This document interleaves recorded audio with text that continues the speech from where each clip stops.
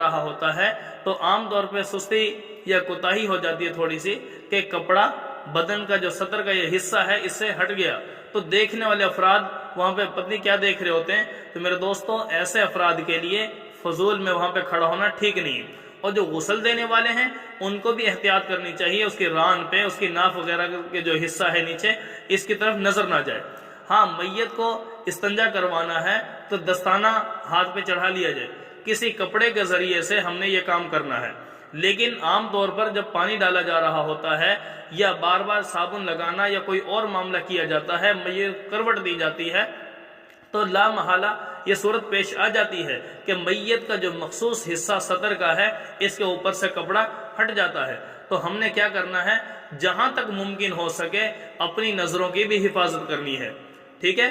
تو بیوی اپنے شوہر کو بامر مجبوری غسل دے سکتی ہے،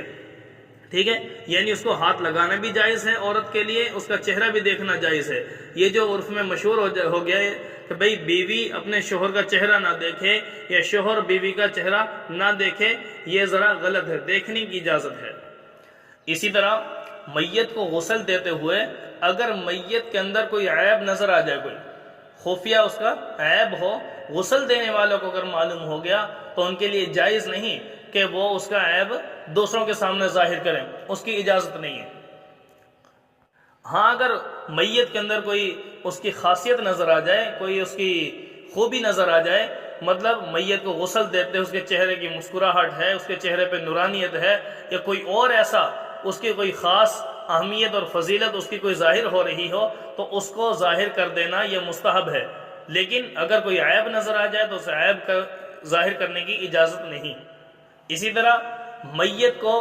غسل جب دیا جاتا ہے تو میت کے بدن پر جو بال ہیں ان کو بھی نہیں کاٹا جائے گا، ٹھیک ہے۔ اگر میت کے جسم پر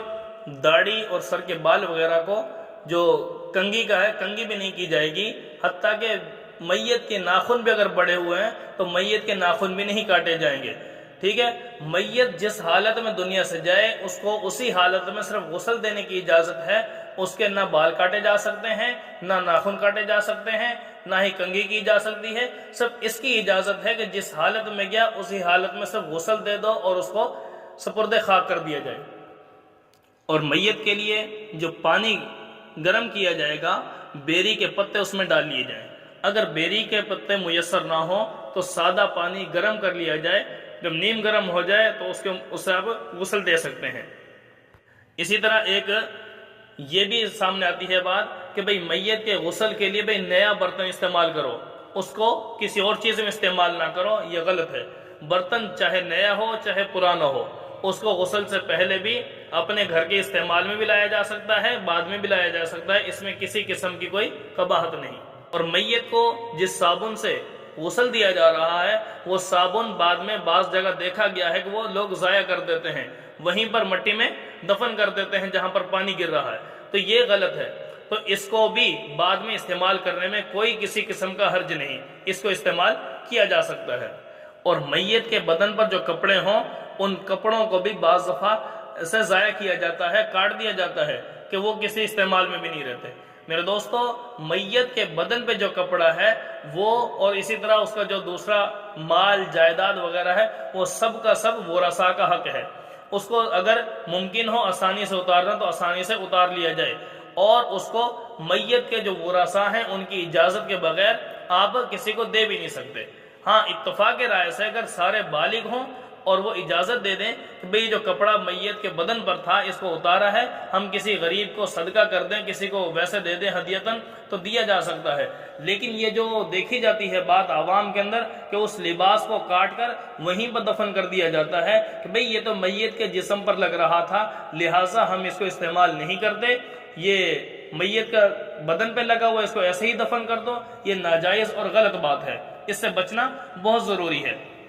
اور یہ بات عام طور پر آتی ہے، لوگ سمجھتے ہیں کہ میت کے بدن کے ساتھ چیز لگی تھی بھئی اس کو استعمال نہ کرو۔ تو میرے دوستو آج کے دور میں سادہ سی مثال عرض کیے دیتا ہوں، میت کے پاس جو موبائل ہوتا ہے، میت کی جیب میں جو پیسے ہوتے ہیں، جب وہ اس دنیا سے رخصت ہوا تو سب سے پہلے گھر والے وہ اس کے ورثاء موبائل بھی نکالیں گے اور پیسے بھی نکالیں گے، موبائل کو فخریہ طور پر رکھیں گے، یہ میرے بھائی کا ہے، یہ میرے والد صاحب کا ہے جو اس کی جیب سے نکلا، تو میں اس کو نہ بیچوں گا نہ کسی کو دوں گا۔ جیسے اس کو یہ سمجھتے ہو کہ یہ قیمتی چیز ہے، یہ اس کو باقی رکھنا چاہیے، ضائع نہیں کرنا چاہیے، تو ایسے ہی میرے دوستو جو میت کے بدن پر کپڑے ہیں ان کپڑوں کا کیا قصور ہے؟ تو لہٰذا ان کپڑوں کو بھی ضائع کرنے کی اجازت نہیں دی جائے گی۔ جہاں تک ممکن ہو سکے ان کو صحیح طریقے سے نکال لیا جائے اور ان کو رکھ لیا جائے، کیونکہ وہ بھی ورثاء کا حق ہے۔